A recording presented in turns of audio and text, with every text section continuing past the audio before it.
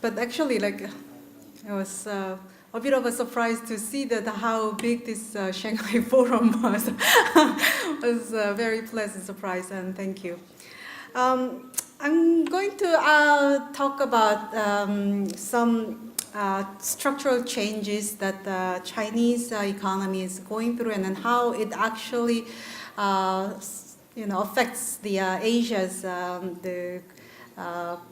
being part of the global and regional value chain, and how that affects the macroeconomic interdependence between Asia and the world. So, okay, okay. So, well, I think the economic integration cannot be really explained without the trade relations. So I'm going to talk a little bit more on the evolution of Asian regional integration, especially focusing on the intra-Asian trade and the role of China as the hub of a regional production network. And discuss a little bit like how this trade integration has been also promoted, driven by the FDI, and that the role of FDI actually in promoting the regional production network, and discuss some increasing the effect of global and regional financial integration and some spillovers. And that, I think, will naturally lead to some phenomena of business cycle synchronization, and we can take a more closer look at macroeconomic interdependence between Asia and the world. So first, let me present you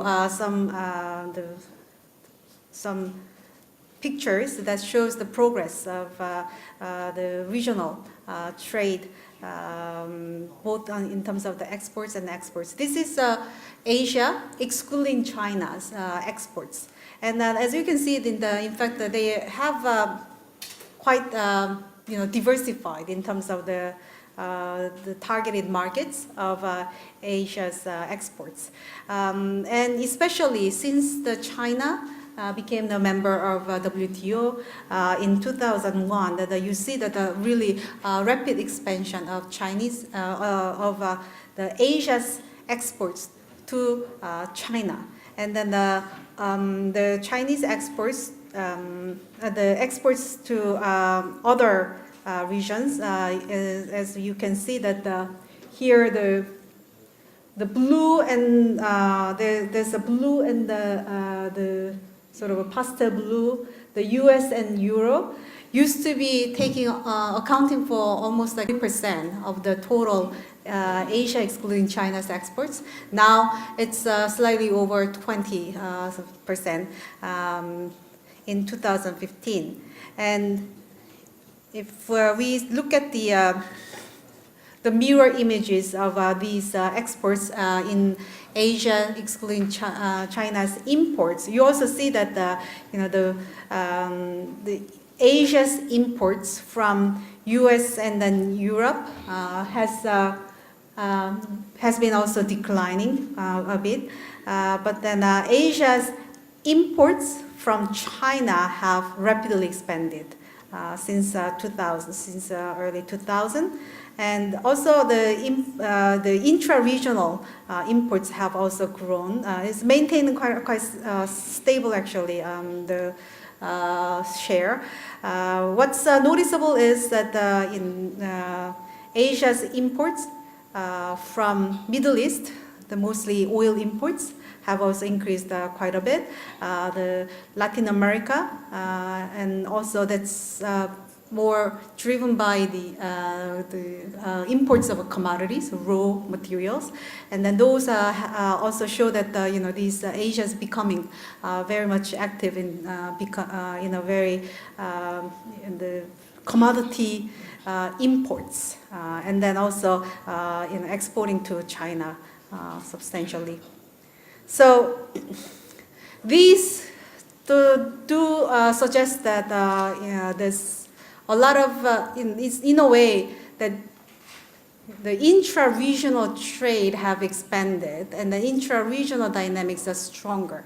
So then many have questioned that, that doesn't that mean, because the share of US, especially US and then the Euro, but especially US has declined in Asia's both imports and exports. So people started to, speculate and then claim that Asia might be much more decoupled from US dynamics.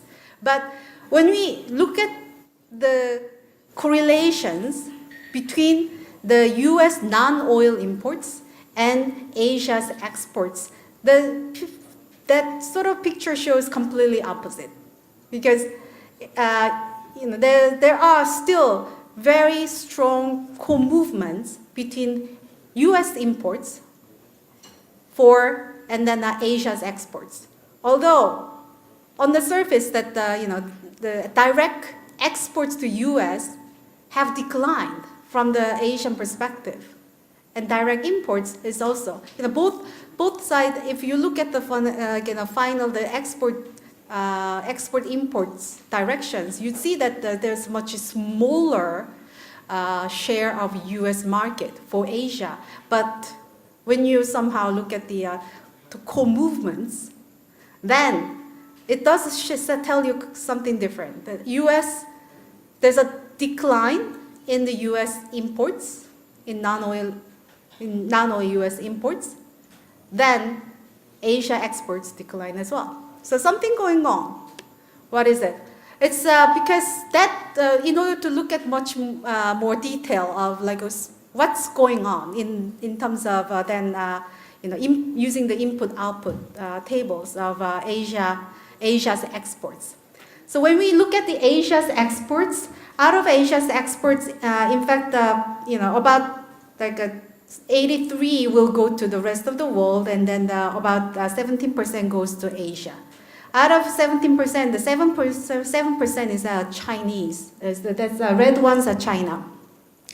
But these are going to be used in the production.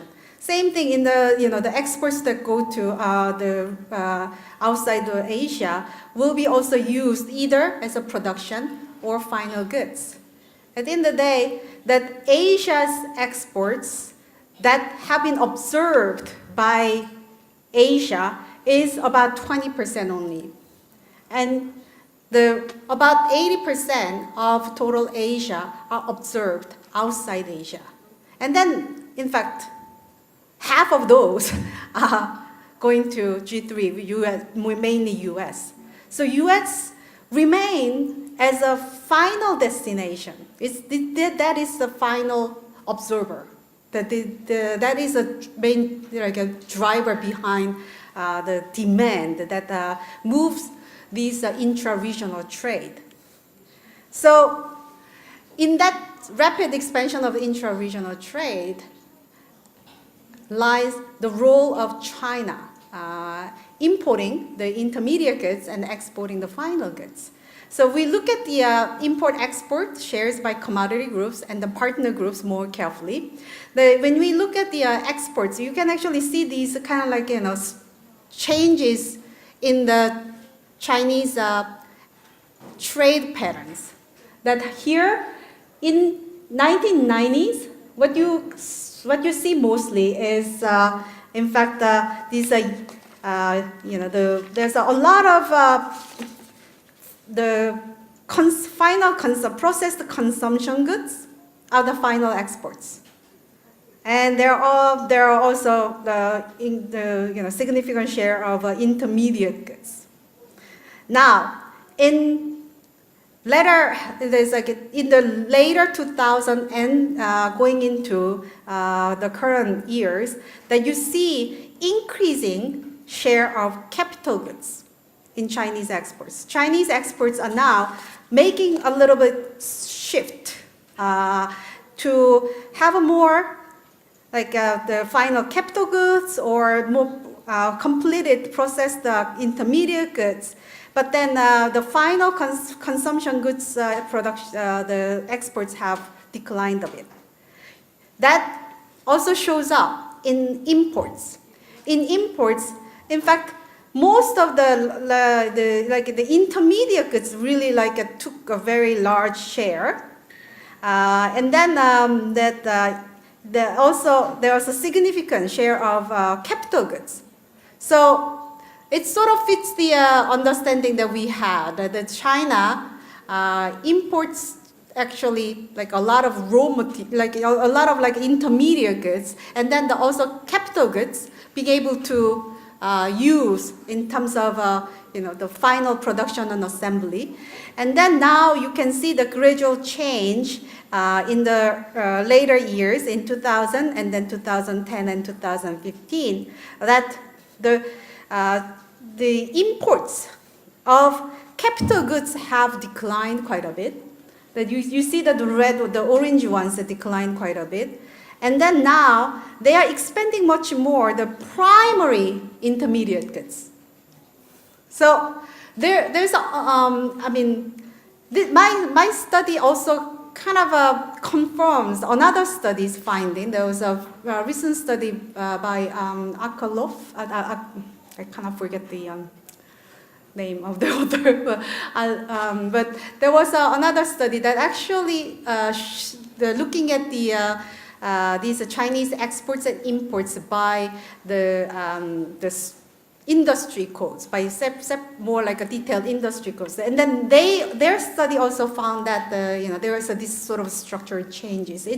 We both sort of suggest the one direction. The Chinese production's becoming more and more sophisticated, and then it's becoming more capital intensive, and then in the meantime they are internalizing the production of intermediate supply.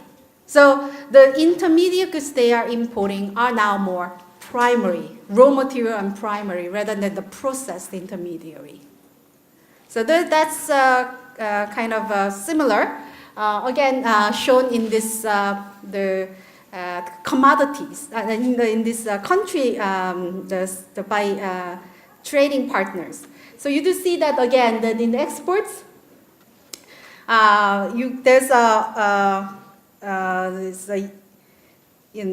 also in imports there are more the rest of the world, because as China diversify their the import sources and the raw materials, the broader rest of the world actually increased quite a bit. And then in terms of imports, the Japan used to be quite significant in terms of capital goods supplier for Chinese production. That has declined quite a bit. So there's this sort of a structural changes again reflected in the trading partners.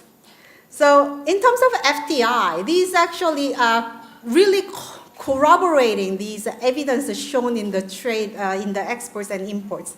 The FDI shows that there are a very substantial amount of the investment going to the manufacturing sector.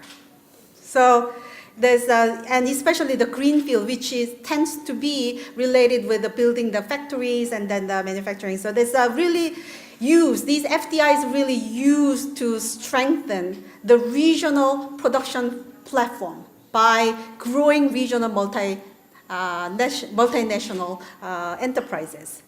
And then here, the most common pairs that shows that the most attractive destination country being China, attracting FDI from Japan, Hong Kong, US, Germany, Taipei, and then Korea, Singapore. So there's a lot of regional, more industrialized regional economies investing in China as a production platform. And then they are now gradually expanding to the Vietnam, Thailand, Indonesia, and then so on and so forth. And here, if we disaggregate these FDI into different sectors, what really shows up is the dominance of manufacturing. So the FDI in manufacturing is really the medium of Asia's, investing in and integrating in the global value chain, regional value chain, as well as really integrating these the manufacturing industries to the regional and global value chain. So, and additionally, the level of the financial integration is gradually increasing. And then what's really noticeable is that in terms of the financial integration, the shocks, during the shock period, during the turbulence, the shock tend to be much more easily transmitted cross borders. So over time, however, that you do see that there's quite a bit of a uptick in the integration. This again shows that the external shocks drive Asia's equity return volatility. That's still, but very much driven by the global shocks. Compared to the regional shocks. When you compare the region, blue and red, you can see that globals are much more integrated. Business cycle synchronization also shows up that there's a strong movement during the crisis period and the financial turbulence. And all these come up to the impulse responses of the business cycle to external shocks. And that we see that still, despite these structural changes and also increasing the financial spillovers, the shocks coming from U.S.